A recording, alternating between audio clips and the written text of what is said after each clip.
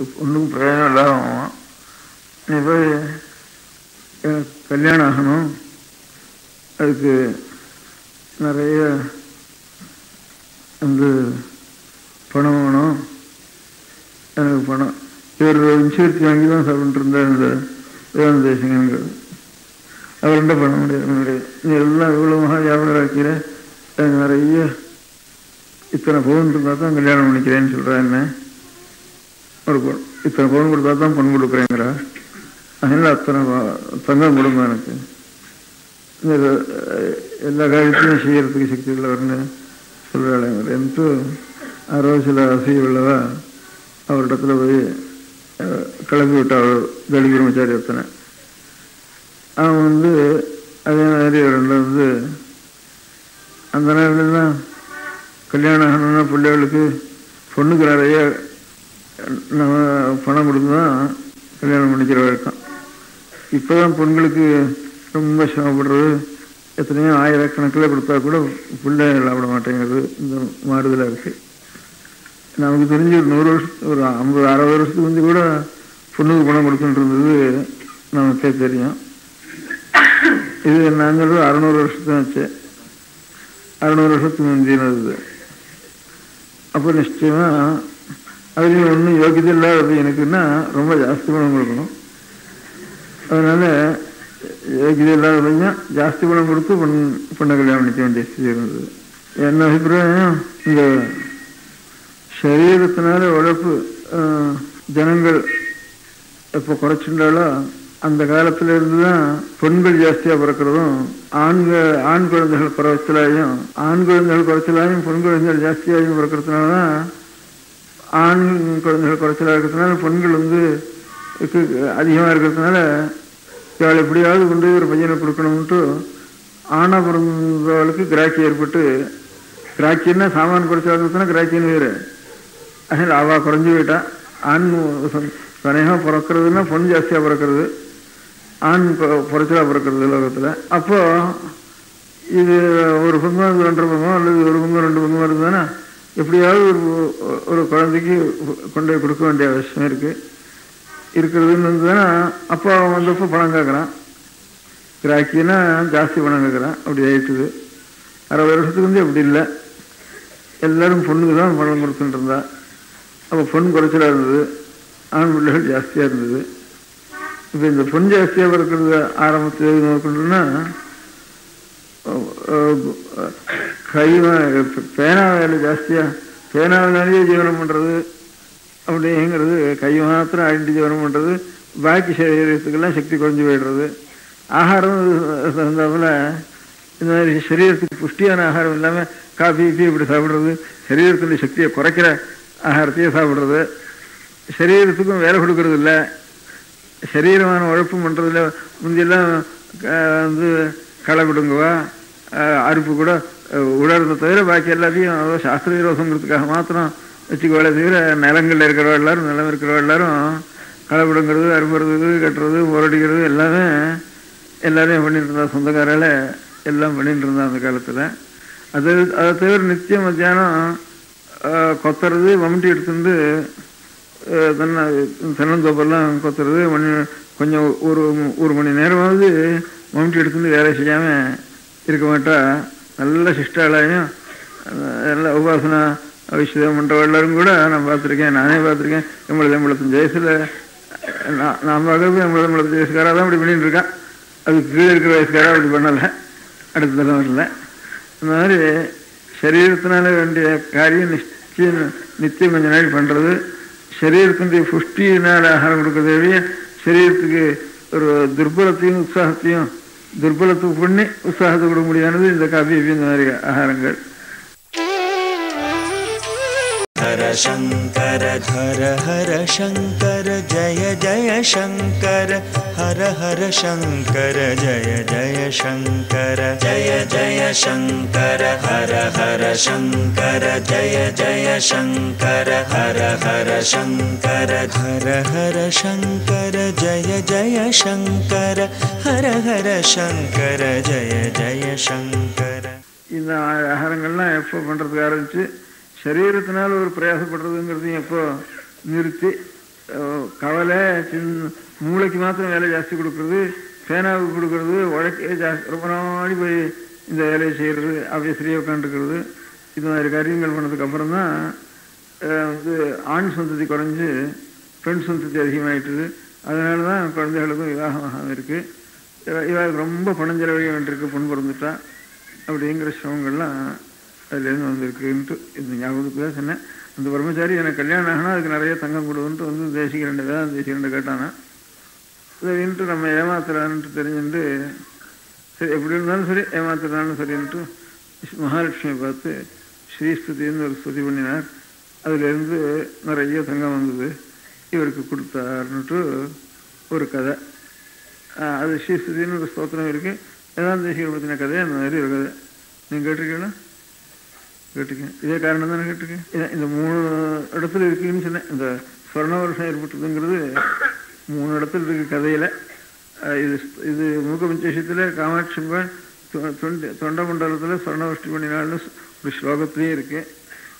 ஒரு ஊருடைய பேரில் இருக்கு, களத்தூர்னு ஒரு பேர், செங்கல்பட்டுக்கண்ட, அதுவும் தொண்ட மண்டலத்தில் இருக்கிறது தான். இது அதையே தான் இந்த அந்த ஒரு ஊரில் பண்ணினால தொண்ட மண்டலத்தில் பண்ணினாள்னு இந்த இதில் சொல்லியிருக்காளோ அல்லது தொண்ட மண்டலம் முழுக்க அம்பாள் சொர்ணவஷ்டி பண்ணினாளுங்கிறதோ நமக்கு தீர்மானமாக தெரியல. இப்படி இப்போ ஒரு ஊருக்கு பேர் இருக்கிறதுனாலையும் தொண்ட மண்டலத்தை பண்ணினால்னா தொண்ட மண்டலத்தில் ஒரு ஊரில் அம்பாள் பண்ணினாளுங்கிறதும் இது ரெண்டையும் ஒன்றான்னு வச்சுக்கலாம்னு தோன்றது பார்த்தா. அதே மாதிரி இவரும் இங்கே காஞ்சிபுரத்துலேயோ அந்த பணியாத்தங்கரையில் அங்கே திருவனந்தபுரத்துலேயோ தான் இருந்திருக்கணும். இவர் 2 பேரும் இது நடந்தது இந்த பக்கத்தில் தான் நடந்திருக்கணும். இந்த வேதாந்த தேசிகர் ஒரு பிரம்மச்சாரியை விட்டு அதுக்காக லட்சுமி ஸ்தோத்திரம் பண்ணி ஏமாத்த அந்த பிரம்மச்சாரிக்கு நிறைய பணம் கிடைச்சி வச்சு அவனுக்கு அந்த வேதாந்த தேசிகருடைய அனுகிரகத்தினால அது ஒன்றும். அதுக்கப்புறம் இது 3ஐயும் தவிர கொஞ்சம் அதிக பிரசித்தமாக இருக்கிறது ஆதி ஆச்சாரியார் சங்கர பகவத்பாத ஆச்சாரியார் சன்னியாசம் வாங்கிக்கிறதுக்கு ஒரு பிரம்மச்சாரியாக இருக்கிற காலத்தில் ஒரு நாள் பிட்சைக்கு துவாதசனிக்கு பிட்சைக்கு போனால் ரொம்ப ஏழை பிராமணத்தை ரொம்ப பக்தியாக உள்ள அவள் வீட்டுக்கு போய் பிட்சை போன்ட்டு போனான். அவத்தில் ஒன்றுமே இல்லை. இன்னைக்கு துவாதசி சமைக்க கூட இல்லை. அவர் உஞ்சிகத்தி போயிருக்கார். ஆனால் முதல் நாள் துவாதசனிக்கு நெல்லிக்காய் சாப்பிடுவேங்கிறதுக்காக நல்ல நெல்லிக்காயை நான் அங்கேருந்து எடுத்துகிட்டு இருந்தோன்னா அரண் கோச்சிக்கோளம்னு அழுக நெல்லிக்காயை ஒரு நெல்லிக்காய் எடுத்துகிட்டு அந்த அரண் ஏண்டா எடுத்துகிட்டு போகிறேன்னாட்டா கூட அழுகல் அதனால் எடுத்துகிட்டு வந்தேன்னு சொல்ல நானும் தைரியம் பண்ணிட்டு ஒரு பிறையில் விழுந்து வச்சுருந்தார். அது கூட இந்த அம்மாவுக்கு தெரியாது. அவர் வெளியில் போயிருந்தார். ஆச்சாரியால் பிரம்மச்சாரியாக இருந்து பிரம்மச்சாரினா சன்னியாசம் 8வது வயசுல ஆகிட்டுது, 6வது வயசுல 7வது வயசுல இருக்குது. 5வது வயசுல உபநயனம் ஆகிட்டுது ஆச்சாரியாளுக்கு. 8வது வயசுல சன்னியாசம் ஆகிட்டுது. 6வது வயசு 7வது வயசுல தான் இருக்குன்னு இங்கே இருந்து போய் அந்த வீட்டில் போய் கேட்டோடனே அந்த பிராமணன் இல்லை, வீட்டில் அரிசி இல்லை, ஒன்றும் இல்லை, விறகு இல்லை, ஒன்றுமே இல்லை, துவாதசி. ஆனால் இங்கே போயிருக்கார். அவர் சொல்லி பிடிச்சிட்டு வருவோம், உஞ்சிபுரத்தி வாங்கிட்டு வருவோம் அப்படின்ட்டு போயிருக்கார் வெளியில். அப்படி வெளியில் வர்றதுக்குள்ள இந்த அம்மா இப்பேற்பட்ட சாட்சாத் அப்புறம் சூரிய தேஜஸ் மாதிரி இருந்திருக்கிற ஒரு குழந்தை, அந்த குழந்தைக்கு இருந்தோடனே நமக்கு கொடுக்கறதுக்கு ஒன்றும் இல்லையே அப்படின்னு ரொம்ப துக்கப்பட்டு, ஒன்றும் இல்லை நீங்கள் சொல்கிறதுக்கு இங்கே பார்த்து வேணால் இப்போ இருக்கிற இந்த தேஜஸ் நம்ம வாசலில் நிற்கிறப்போ ஒன்றும் இல்லைன்னு சொல்லுவாது. இன்னொரு தூரம் போய் பார்ப்போம். அங்கே போய் ஒன்றையும் காணாமல் இருக்கிறப்போ என்னத்தை கொண்டு வருதுன்ட்டு சரி ஒன்றும் இல்லைன்னு சொல்லிவிடுவோன்னு வெளியில் வரா திரும்பி போகிறா. வெளியே வந்துட்டு கண்ணில் ஜலம் தேம்பிண்டு திரும்பி பார்த்துட்டு ஏன் இந்த மாதிரின்ட்டு இங்கே சொல்கிறதுக்கும் மனசு இல்லை. உள்ளே போய் பார்த்தா ஒன்றும் இல்லவும் இல்லை, எல்லாத்தையும் எல்லா இடத்துக்கும் தேடிவிட்டா. அப்புறம் 3ஆம் தரம் பார்க்குறப்போ ஒரு இது ஒன்று ஆகிட்டு இங்கே ஒரு அழகு நெல்லிக்காய் ஒன்று கடந்தது. அதை ஒன்று மாதம் பார்த்தா இதையாக ஒன்று இப்பேற்பட்ட குழந்தைக்கு கையில் ஓடுறதுன்ட்டு. அப்புறம் என்ன ஒரே என்ன கண்ணில் ஜலம் ஓடுறேன் அப்படின்ட்டுலாம் ஆச்சாரியால் அந்த அம்மாவை கேட்டேன். இல்லை குழந்தை நான் எனக்கு ஒன்றும் இல்லை, வெளியில் போய் ஒன்றும் இல்லைன்னு எப்படி சொல்கிறது? பார்க்குறப்போ நான் பார்த்தா எப்படி அனுப்புறது எனக்கு ஒன்றும் சொல்ல தெரியல. ஏதாவது நுணுக்கம் எடுத்துட்டோம்னா ஏதாவது நுணுக்கணுன்னே இந்த மாதிரி வேணும், எதாக இருந்தாலும் இருக்கட்டும் அப்படின்ட்டு இது ஒரு அழுக நெல்லிக்காய் வேணும். அதையா இந்த கையில் இந்த தாமரை புஷ்பம் போல இருக்கு, இந்த கை இதில் கொண்டு இந்த அழுகலை ஒரு நெல்லிக்காயை போடுறதுன்ட்டு எனக்கு ரொம்ப எதாக இருந்தாலும் இருக்கட்டும் அப்படின்ட்டு இது ஒரு நெல் ஒரு அழுக நெல்லிக்கை வேணா அதையா இந்த கையில் இந்த தாமர புஷ்பம் போல இருக்க இந்த கை இதில் கொண்டு வந்து இந்த அழுகலைய ஒரு நெல்லிக்காயை கொண்டு போடுறதுன்ட்டு எனக்கு ரொம்ப துக்கமாக இருக்குதுன்னு சொன்னால் எதாக இருந்தாலும் நீ கொண்டு போட்டு தானே வேணும் அப்படின்ட்டு ஆச்சாரிய சொன்னாலுமே ரொம்ப அழுதுண்டு துக்கப்பட்டு ஒரு பக்கம் கிளினா தான் கொஞ்சம் அதில் நெல்லிக்காய் இருக்கும், பாக்கியெல்லாம் அழுகாக இருக்குது. அதை கொண்டு வந்து ஆச்சாரியால் கையில் போட்ட உடனே அம்பாளை மகாலட்சுமி குறித்து ஆச்சாரியால் வந்து ஸ்தோத்திரம் பண்ணினார்.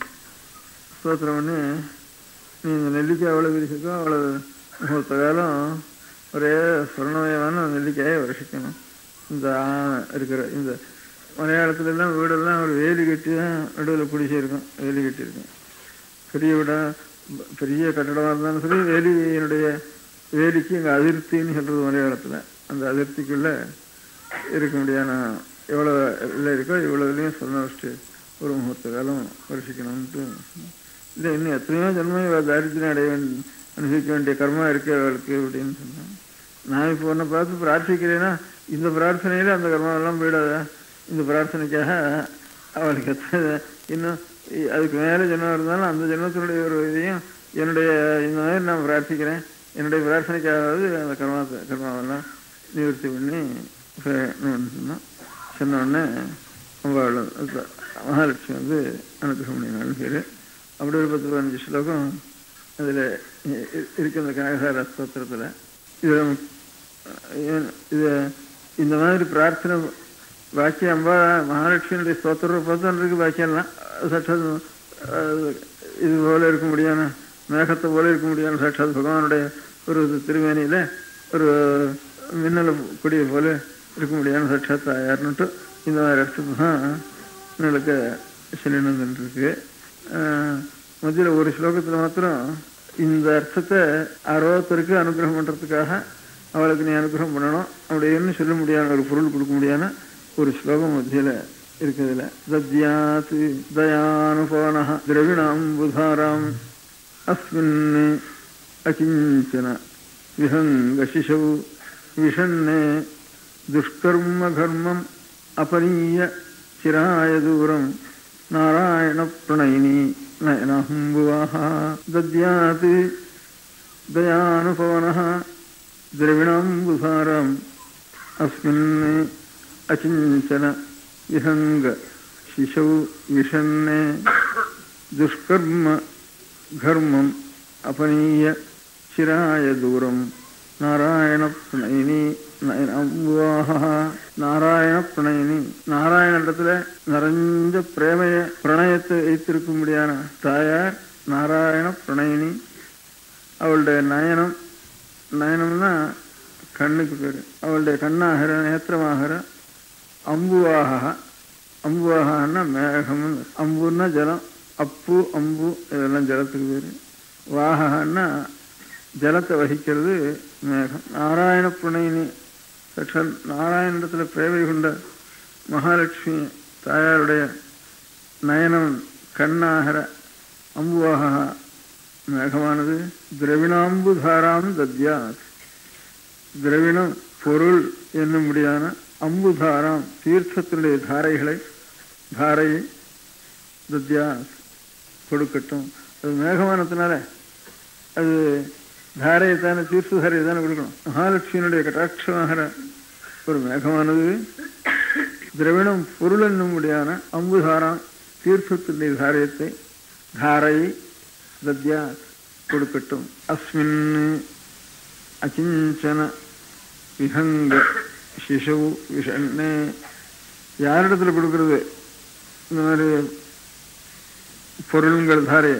மேகம் வந்து ஒரு சாத்தகங்கிற ஒரு பட்சிக்கு மேகம் வருஷிச்சாதான் அதனுடைய தீர்த்தமானது அது உள்ள போகுங்கிறது சாதக பட்சிங்கிறத பற்றி கவிகள்லாம் வர்ணிக்கிற வழக்கம். அதுக்கு தொண்டையில் ஓட்டை இருக்குமா. வெறும் வாயினால மூக்கினால சாப்பிட்ட ஜலம் தொண்டை ஓட்ட வழியாக வெளியில் வந்துடுமா. அதுக்காக ஆகாசத்தில் அப்படியே பார்த்துட்டு கீழே 15 ஜலம் குடிச்சோன்னா இந்த வழியாக வந்துடுறது.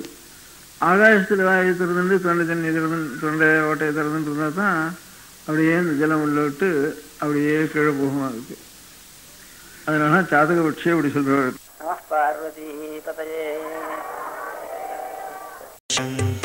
ஆச்சாரியார் கனகதாரா ஸ்தோத்திரத்துல சொன்ன ஸ்லோகங்கள்ல இது ஸ்லோகம். இந்த ஸ்லோகத்தை பாராயணம் பண்றவ நிறுத்தி பாராயணம் பண்ணணும். சம்பத்கராணி சகலேந்திரிய நந்தனானி சாம்ராஜ்யதான நிரதானி சரோருஹாட்சி சத்வந்தனானி துரிதோத்தரணோத்யதானி துரித உத்தரண உத்தியதானின்னு துரிதோத்தரணோத்யதானின்னு சொல்லணும். அச்சுப்பட்ட புஸ்தகங்கள்ல கொஞ்சம் தப்பி எழுதியிருக்கோம், தவறுதலாக எழுதியிருக்கோம். அந்த தவறுதலை மாற்றிண்டு துரிதோத்தரணோத்யதானின்னு அதில் மாத்திரம் துரிதோன்னு ஓகாரத்தை சொல்லும்படியா இருக்கணும். இதான் ஒரு புஸ்தகம் கனகதாசம் பார்த்தோன்னா எல்லா புஸ்தகத்துலையும் இந்த துரிதோத்தரணோத்யதானிங்கிற கொஞ்சம் தப்பு இருக்கும். அந்த தப்பை மாற்றிட்டு துரிதோத்தரணோத்யதானி பதம் பிரிக்கிறப்ப துரித உத்தரண உத்தியதானின்னு பதம் பிரிக்கணும். சொல்றப்ப துரிதோத்தரணோத்யதானின்னு சொல்லணும். துரிதோன்னு தோன்னு சொல்லணும். அது அதனால அந்த புஸ்தகத்தை ஒரு கால் பார்த்து யாராவது படிக்கிறதா இருந்தாலும் துரிதோத்தரணோத்யதானின்னு சொல்லணும். சம்பத்கராணி சகலேந்திரிய நந்தனானி சாம்ராஜ்யதான நிரதானி சரோருஹாட்சி சுத்வந்தனானி துரிதோத்தரணோத்யதானி மாமேவ மாதः அனிஷம் கலயந்து மான்யே. மாதஹான்னு தாயார்னு அர்த்தம். மகாலட்சுமிக்கு இந்திரா லோகமாதா லோக மாதான்னு இருக்கிறதுனால அதை அனுசரித்து தமிழ் பதத்தில் தாயார்னு லோகத்தை சொல்ற வழக்கம். அம்பாளுக்கு மிருடானி செண்டிகா அம்பிகான்னு பேரு. அந்த அம்பிகாங்கிற பதத்தை அனுசரித்து அம்பாள் அம்பாள்னு தமிழ் வந்துட்டுது. இங்கே லோக மாதாங்கிற பேர் அனுசரித்து தாயார்னு லோகத்தில் இருக்கிறது வந்துட்டுது. மாதான்னு அமரத்தில் இருக்கு, நிகண்டுவில் இருக்கு மகாலட்சுமிக்கு. அதனால தாயார்னு லோகத்தில் கூட விவகாரத்தில் வந்து தாயார் சந்நிதி, பெருமாள் சந்நிதி, தாயார் சந்நிதின்னு லோகத்தில் விவகாரம் வந்திருக்கு. அதனால் ஹே மாதகான்னு அந்த லோகமாதானுங்கிற அபிப்பிராயத்தை வச்சுட்டு ஹே மாதா உன்னுடைய வந்தனங்கள், உனக்கு வந்தனம் பண்ணுறதுங்கிறது என்னுடைய சொந்த சொத்தாக இருக்கணும். மாமேவ மாதர், வேற எனக்கு சொத்து கிடையாது. என்ன உன்னுடைய வந்தனம் தான் என்னிடத்துல வந்து குருகுன்னு இருக்கணும். நான் சர்வதா உன்னை வந்தனம் பண்ணுறதா எனக்கு பெரிய சொத்தாக நான் வச்சுக்கணும். அதை தவிர வேறு சொத்து எனக்கு கிடையாது. உன்னுடைய சரணாரவிந்தங்களில் என்னுடைய சிரசை அர்ப்பணம் பண்ணி அந்த அனுகிரகம் பெறுவதுண்டு. அதுதான் எனக்கு பெரிய என்னையே தான் அந்த வந்தனமானது விடாமல் இருக்கணும். அந்த வந்தனங்கிறது என்னை விடாமல் இருக்கணும். சொத்வந்தனானி துரிதோத்தரணோத்யதானி. ஏதோ நமக்கு மனுஷ ஜென்மான எத்தனையோ துரிதங்கள் ஏற்படும். லோகத்தினால் ஏற்பட்ட துரிதங்கள், குடும்பத்தில் ஏற்பட்ட துரிதங்கள், சரீரத்தில் ஏற்பட்ட துரிதங்கள், எத்தனையோ துரிதங்கள் வரும். நாம் எந்த சத்காரியம் ஆரம்பித்தாலும் மமோபாத்த சமஸ்த துரிதக்ஷயார்த்தம்னு துரிதங்கள்லாம் நிவர்த்தி ஆகிறதுக்காக தான். இது சாட்சாத் பரதேவத்துக்கு ஒரு இது ஒரு வந்தனம் பண்ணிட்டுவானா அந்த வந்தனமானது ஜீர்ணோத்தாரணம்னுட்டு. ஜீர்ணோத்தாரணம்னா கோவிலில் கல் இருக்குது, அதில் வருஷம் ஆரச பிரிசலாக இருக்கக்கூடிய கல்லெல்லாம் எடுத்துட்டு நல்ல கல்லாக திருப்பி எடுத்து போடுற மாதிரி, அந்த மாதிரி உளுத்து போன கல், அந்த மாதிரி வெடிச்ச கல், இதெல்லாம் எடுக்கிற மாதிரி உத்தரணம்னு எடுக்கிறதுன்னு அர்த்தம். இந்த துரிதங்களை தான் நேர்ந்திருந்தான வாழ்க்கையில் அதெல்லாம் பிடிச்சி இழுத்துட்டு சுத்தமாகப்படுத்துறது இந்த வந்தனம்ங்கிற ஒரு காரியம்.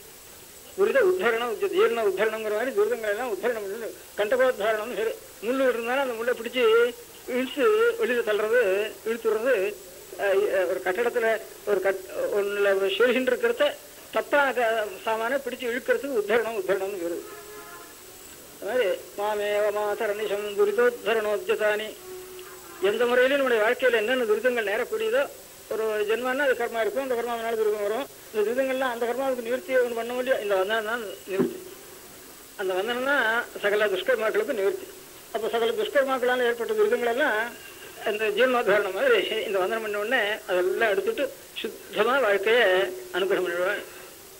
சம்பத்கராணி சகலேந்திரிய நந்தனானி சாம்ராஜ்யதான நிரதானி சரோருஹாட்சி சத்வந்தனானி துரிதோத்தரணோத்யதானி மாமேவ மாதः அனிஷம் கலயந்து மன்யே. எப்பொழுதும் என்னையே இந்த வந்தனம் பண்ணுறதுங்கிற ஒரு பிரக்கிரியை என்னை விடாம என்னையே பிடிச்சுட்டு இருக்கணும். நான் விட்டாலும் அதை நம்ம விடக்கூடாது, அந்த ஆசை என்ன நம்ம விடக்கூடாது அப்படின்னு சாட்சாத் மகாலட்சுமியுடைய ஸ்தோத்திரம் பண்ணுற காலத்தில் ஆச்சாரியால் இந்த மாதிரி நமக்கெல்லாம் ஒரு வழிகாட்டுறதுக்காக இது மாதிரி ஆச்சாரியால் ஸ்தோத்திரம் பண்ணியிருக்கேன். சுந்தீராட்சே மகதி விஷயே ஸ்வர்ணவருஷ்டி பிரதாத்ரி அப்படின்னு காமாட்சியம்பாளை பற்றி மூத்தகவி எழுதின 500 ஸ்லோகங்களில் ஒரு ஸ்லோகம் அது. சுந்தீராட்சே மகதி விஷயே ஸ்வர்ணவருஷ்டி பிரதாத்ரி. அதெல்லாம் ஸ்வர்ண வருஷம் தொண்டை மண்டலத்தில் அம்பிகையானவள் ஒரு காலத்தில் ஜனங்கள் ரொம்ப வருந்துபடியான காலத்தில் ஸ்வர்ணவஷ்டியை செய்தார் அப்படின்னு ஒரு ஸ்லோகத்தில் எழுதியிருக்கு. மூக்கருடைய ஒரு ஸ்லோகத்தில் ஒரு ஸ்லோகத்தில் எழுதியிருக்குது. அதே தொண்டை மண்டலம்னா பொன்னையாறு முதற்கொண்டு திருப்பதி வரைக்கும் இருக்கிற பிரதேசத்துக்கு காஞ்சி மண்டலம்னு பேர், தொண்டை மண்டலம்னு பேர். அதுக்கு துண்டீரம்னு தொண்டை மண்டலம் சம்ஸ்கிருதம் துண்டீராட்சிய மகதி விஷய அதுக்கு சம்ஸ்கிருதத்தை துண்டீரம்னு பேர் இருக்கு. ஆதண்டைன்னு ஒரு கொடி, அந்த கொடி இதனால பேர்னால அதுக்கு துண்டீரம்னு சம்ஸ்கிருதத்தில் பேர். ஆதண்டைங்கிறது தொண்டைன்னுட்டு வந்திருக்கு தமிழில். தொண்டை மண்டலம் பேர், துண்டீர மண்டலம்னு சம்ஸ்கிருதத்தில் பேர் இருக்கு. அதே தொண்டை மண்டலத்தில் ஒரு ஊருக்கு தனியாகவும் ஒரு பேர் இருக்கு. பொன் விளைந்த களத்தூர்னு அதுக்கு ஒரு பேர் இருக்கு. ஊர் பேர்லையும் ஏதோ தொண்டை மண்டலத்தில் ஒரு ஊருக்கு இந்த மாதிரி பேர் இருக்கு. அம்பாள் இந்த தொண்டை மண்டலத்தில் ஸ்வர்ணவஷ்டி புண்ணியம் இருக்கு. பழைய கதையில் ஸ்வர்ணவஷ்டிங்கிற பேர் வந்திருக்கு. ஐதிஹ்யம்ங்கிற பிரமாணம். ஐதிஹ்யம்னா இந்த மாதிரி ஒரு ஊர் பேர், ஒரு பெரியவாளுடைய ஸ்தோத்திரத்தில் அதனுடைய குறிப்பு, இதெல்லாம் இது ஒரு மரபை உணர்த்துறது, ட்ரெடிஷனுங்கிறத உணர்த்துறது. அதே மாதிரி வைஷ்ணவ சம்பிரதாயத்தில் வேதாந்த தேசிகன்னு ஒரு பெரிய சகல கலைகள்லையும் சர்வதந்திரங்கள்லையும் மகா நிபுணாளாக பிறந்த அவருக்கு சர்வதந்திர சுதந்திரன்னு பேர். அவரிடத்துல அசூய கொண்ட எல்லாரும் சேர்ந்து ஒரு பிரம்மச்சாரிய அனுப்பிச்சு, அவன் என்ன வெறும் தடிகுண்டு பிரம்மச்சாரி, அவன் ஒன்றும் பிரயோஜனம் இல்லாத ஆவான். நீ போய் எனக்கு கல்யாணம் ஆகணும், அதுக்கு நிறைய பணம் வேணும், எனக்கு பணம். இவர் இன்சூரன்ஸ் வாங்கி தான் சாப்பிட்டு இருந்தார் இந்த வேதாந்த தேசிகங்கிறது. அவர் என்ன பண்ண முடியாது, நீ எல்லாம் இவ்வளோ மகா வியாபாரம் ஆக்கிற, எனக்கு நிறைய இத்தனை பவுன் இருந்தால் தான் கல்யாணம் பண்ணிக்கிறேன்னு சொல்கிறா. என்ன ஒரு இத்தனை பவுன் கொடுத்தா தான் பொண்ணு கொடுக்குறேங்கிறா. அதனால் அத்தனை தங்கம் கொடுங்க எனக்கு, எல்லா காரியத்தையும் செய்யறதுக்கு சக்தி உள்ளவர்னு சொல்கிறாள். என்று சில அசைய உள்ளவா அவரிடத்துல போய் கிளம்பி விட்டாள் தடி பிரம்மச்சாரி ஒருத்தனை. அவன் அதே மாதிரி அவர்கிட்ட அந்த நேரத்துலாம் கல்யாணம் ஆகணும்னா பிள்ளைகளுக்கு பொண்ணுக்கு நிறைய நம்ம பணம் கொடுத்து தான் கல்யாணம் பண்ணிக்கிற வழக்கம். இப்போ தான் பெண்களுக்கு ரொம்ப சிரமப்படுறது, எத்தனையோ ஆயிரக்கணக்கில் கொடுத்தா கூட பிள்ளை சாப்பிட மாட்டேங்கிறது. இந்த மாறுதலாக இருக்குது. நமக்கு தெரிஞ்சு ஒரு 100 வருஷத்துக்கு, ஒரு 50-60 வருஷத்துக்கு வந்து கூட பொண்ணுக்கு பணம் கொடுத்துட்டு இருந்தது நமக்கே தெரியும். இது நான் சொல்றது 600 வருஷத்துக்கு ஆச்சு, 600 வருஷத்துக்கு முந்தினது. அப்போ நிச்சயமா அதுலேயும் ஒன்றும் யோகியதை இல்லாத பையனுக்குன்னா ரொம்ப ஜாஸ்தி பணம் கொடுக்கணும். அதனால யோகியதை இல்லாத பையன் ஜாஸ்தி பணம் கொடுத்து பொண்ணை கல்யாணம் பண்ணிக்க வேண்டிய ஸ்திதி இருந்தது. என்ன அபிப்பிராயம், இந்த சரீரத்தினால உழைப்பு ஜனங்கள் எப்போ குறைச்சிருந்தாலோ அந்த காலத்துல இருந்துதான் பெண்கள் ஜாஸ்தியா பிறக்கிறதும், ஆண் குழந்தைகள் குறைச்சலாயும், ஆண் குழந்தைகள் குறைச்சலாயும் பெண் குழந்தைகள் ஜாஸ்தியாகவும் பிறக்கிறதுனாலதான், ஆண் குழந்தைகள் குறைச்சலா இருக்கிறதுனால பெண்கள் அதிகமா இருக்கிறதுனால இவள் எப்படியாவது கொண்டு ஒரு பையனை கொடுக்கணும்ட்டு ஆணா பிறந்தவளுக்கு கிராக்கி ஏற்பட்டு, கிராக்கின்னா சாமான் குறைச்சலா இருக்கிறதுனா கிராக்கின்னு வேறு. அதனால அவ குறைஞ்சு போயிட்டா. ஆண் தனியாக பிறக்கிறதுனா பொண்ணு ஜாஸ்தியா பிறக்கிறது, ஆண் குறைச்சலா பிறக்கிறது உலகத்துல. அப்போ இது ஒரு பங்கம் 2 பங்கம் அல்லது ஒரு பங்கம் 2 பங்கம் வருதுதானே, எப்படியாவது ஒரு குழந்தைக்கு கொண்டு கொடுக்க வேண்டிய அவசியம் இருக்கிறதுன்னு தானே. அப்போ அவன் வந்தப்போ பணம் கேட்குறான், கிராக்கின்னா ஜாஸ்தி பணம் கேட்குறான். அப்படி ஆயிட்டுது. 60 வருஷத்துக்கு அப்படி இல்லை, எல்லாரும் பொண்ணுக்கு தான் பணம் கொடுத்துட்டு இருந்தா. அப்போ பொன் குறைச்சலாக இருந்தது, ஆண் பிள்ளைகள் ஜாஸ்தியாக இருந்தது. இப்போ இந்த பொன் ஜாஸ்தியாக பிறக்கிறது ஆரம்பத்தில் நோக்கணும்னா பேனா வேலை ஜாஸ்தியாக, பேனாவினாலேயே ஜீவனம் பண்ணுறது அப்படிங்கிறது, கை மாத்திரம் அழிஞ்சு ஜீவனம் பண்ணுறது, பாக்கி சரீரத்துக்கெல்லாம் சக்தி குறைஞ்சி போயிடுறது. ஆகாரம் தகுந்தாப்புல இந்த மாதிரி சரீரத்துக்கு புஷ்டியான ஆகாரம் இல்லாமல் காஃபி கீஃபி இப்படி சாப்பிட்றது, சரீரத்தினுடைய சக்தியை குறைக்கிற ஆகாரத்தையே சாப்பிட்றது, சரீரத்துக்கும் வேலை கொடுக்கறது இல்லை, சரீரமான உழைப்பும் பண்ணுறதில்ல. முந்தியெல்லாம் களை விடுங்குவா, அறுப்பு கூட உடறதை தவிர பாக்கி எல்லாத்தையும் அதோ சாஸ்திர விரோதங்கிறதுக்காக மாத்திரம் வச்சுக்கோளே தவிர, நிலங்களில் இருக்கிறவா எல்லாரும், நிலம் இருக்கிறவா எல்லாரும் களை விடுங்கிறது, அறுப்புறது, கட்டுறது, போரடிக்கிறது எல்லாரையும் பண்ணிட்டு இருந்தா. சொந்தக்காரால எல்லாம் பண்ணிட்டு இருந்தா அந்த காலத்தில். அதை தவிர நித்தியம் மத்தியானம் கொத்துறது, மம்முட்டி எடுத்துட்டு தென்னந்தோப்பெல்லாம் கொத்துறது, கொஞ்சம் ஒரு மணி நேரமாவது மம்முட்டி எடுத்துட்டு வேலை செய்யாமல் இருக்க மாட்டா.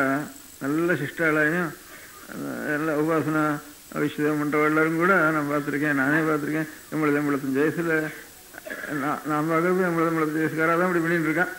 அது கீழே இருக்கிற வயசுக்காராக அப்படி பண்ணலை, அடுத்த தலைவரில். இந்த மாதிரி சரீரத்தினால வேண்டிய காரியம் நித்தியம் கொஞ்ச நாள் பண்ணுறது, சரீரத்தினுடைய புஷ்டியினால் ஆகாரம் கொடுக்கறதே சரீரத்துக்கு ஒரு துர்பலத்தையும் உற்சாகத்தையும், துர்பலத்துக்கு பண்ணி உற்சாகத்தை கொடுக்க முடியானது இந்த காஃபி இந்த மாதிரி ஆகாரங்கள். ஜெய ஜெய சங்கர ஜெய ஜெய சங்கர.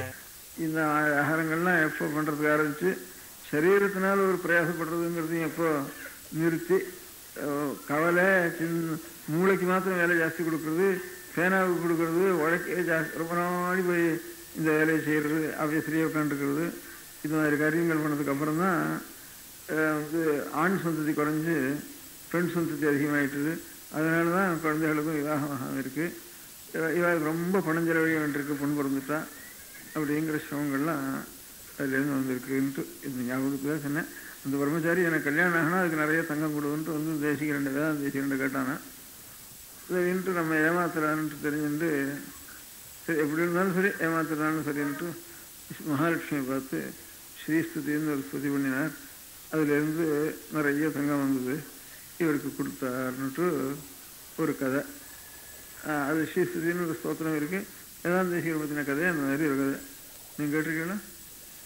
கேட்டிருக்கேன். இதே காரணம் தானே கேட்டிருக்கேன். இந்த 3 இடத்துல இருக்குதுன்னு சொன்னேன். இந்த சொர்ண வருஷம் ஏற்பட்டதுங்கிறது 3 இடத்துல இருக்குது கதையில்.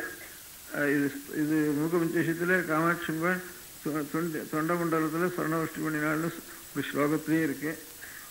ஒரு ஊருடைய பேரில் இருக்கு, களத்தூர்னு ஒரு பேர், செங்கல்பட்டுக்கனண்ட, அது தொண்டமண்டலத்தில் இருக்கிறது தான்.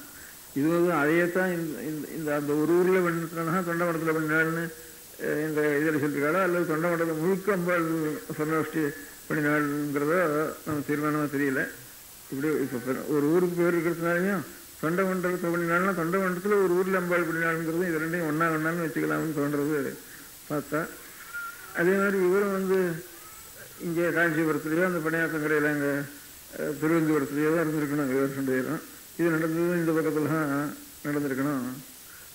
இந்த வேதாந்த தேசிகர் ஒரு பிரம்மச்சாரியை விட்டு அதுக்காக லட்சுமி ஸ்தோத்திரம் பண்ணி ஏமாத்த அந்த பிரம்மச்சாரிக்கு நிறைய பணம் கிடைச்சி வச்சு அவனுக்கு அந்த வேதாந்த தேசிகருடைய அனுகிரகத்தினால அது ஒன்றும். அதுக்கப்புறம் இது 3ஐயும் தவிர கொஞ்சம் அதிக பிரசித்தமாக இருக்கிறது ஆதி ஆச்சாரியார் சங்கர பகவத்பாத ஆச்சாரியார் சன்னியாசம் வாங்கிக்கிறதுக்கு வந்து ஒரு பிரம்மச்சாரியாக இருக்கிற காலத்தில் வந்து ஒரு நாள் பிட்சைக்கு துவாதசனிக்கு பிட்சைக்கு போனால் ரொம்ப ஏழை பிராமணத்தை ரொம்ப பக்தியாக உள்ள அவள் வீட்டுக்கு போய் பிட்சை போன்ட்டு போனேன். அவத்தில் ஒன்றுமே இல்லை, இன்னைக்கு துவாதசி சமைக்கிறது கூட இல்லை, அவர் உஞ்சிக்கு போயிருக்கார். ஆனால் முதல் நாள் வந்து துவாதசனிக்கு நெல்லிக்காய் சாப்பிடணுங்கிறதுக்காக நல்ல நெல்லிக்காயை நான் இங்கேருந்து எடுத்துகிட்டு இருந்தோன்னா அரண் கோச்சிக்கோளம்னு அழுக நெல்லிக்காயை ஒரு நெல்லிக்காய் எடுத்துகிட்டு வந்து அந்த அரண் எண்டா எடுத்துகிட்டு போகிறேன்னாட்டா கூட அழுகல் அதனால் எடுத்துகிட்டு வந்தேன்னு சொல்ல நானும் தைரியம் பண்ணிட்டு ஒரு பிறையில் விழுந்து வச்சுருந்தேன். அது கூட இந்த அம்மாவுக்கு தெரியாது.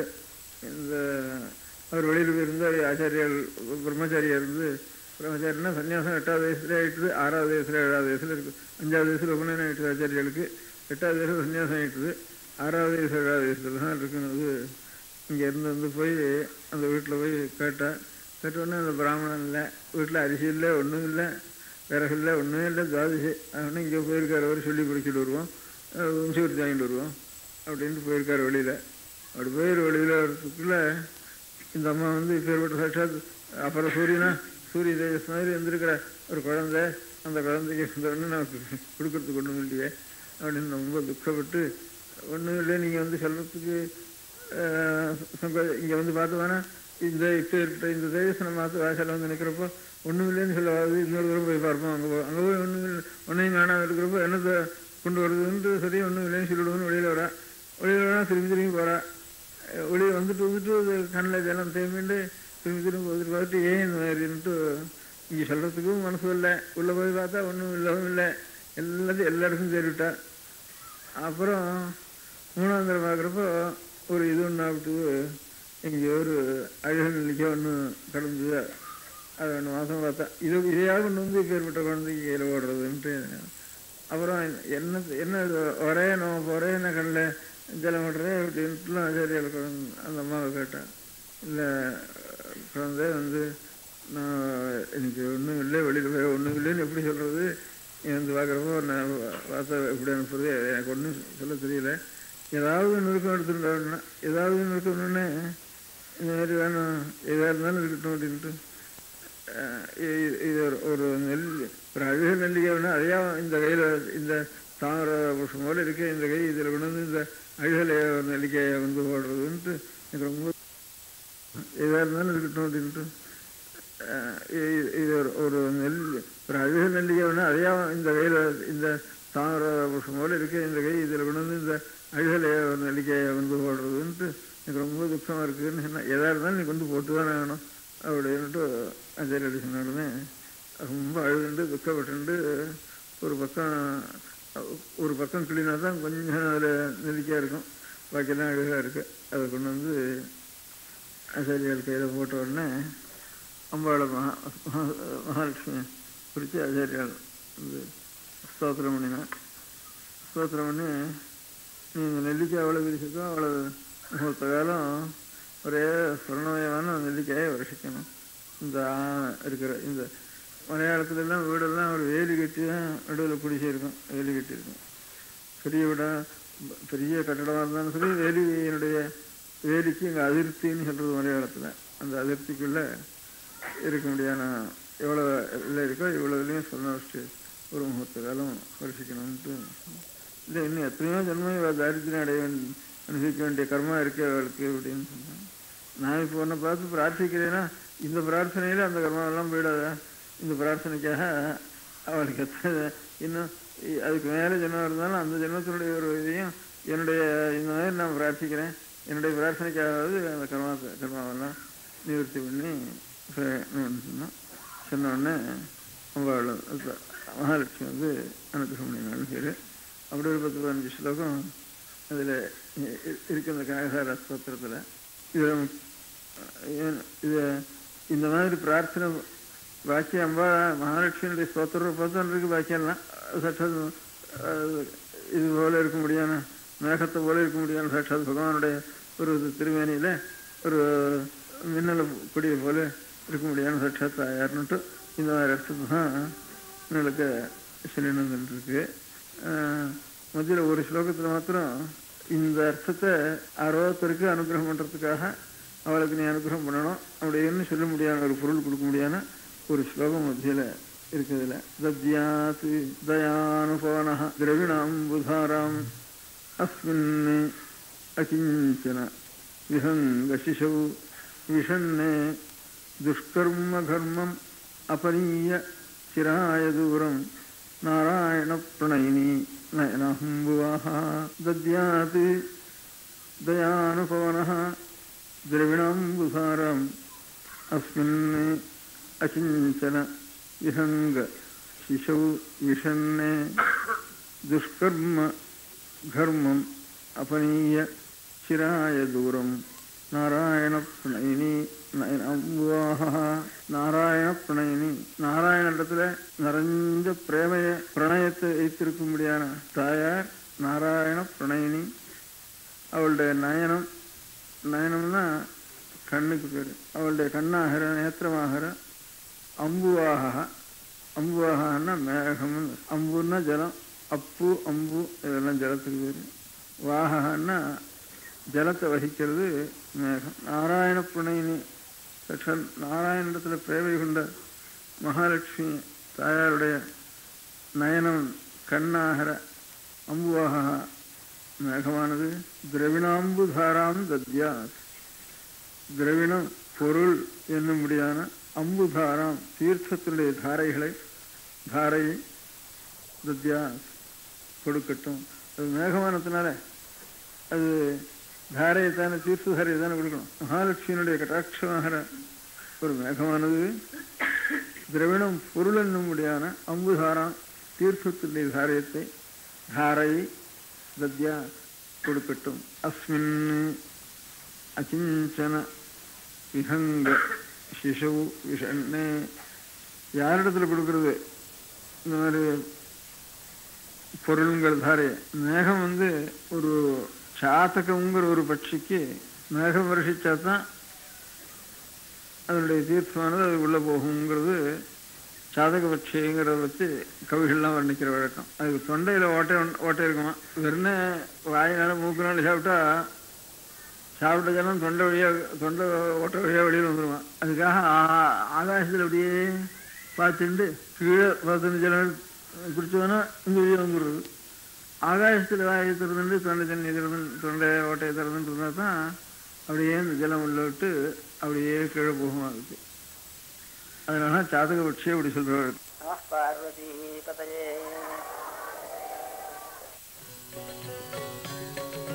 ஜய ஜய சங்கர ஹர ஹர சங்கர.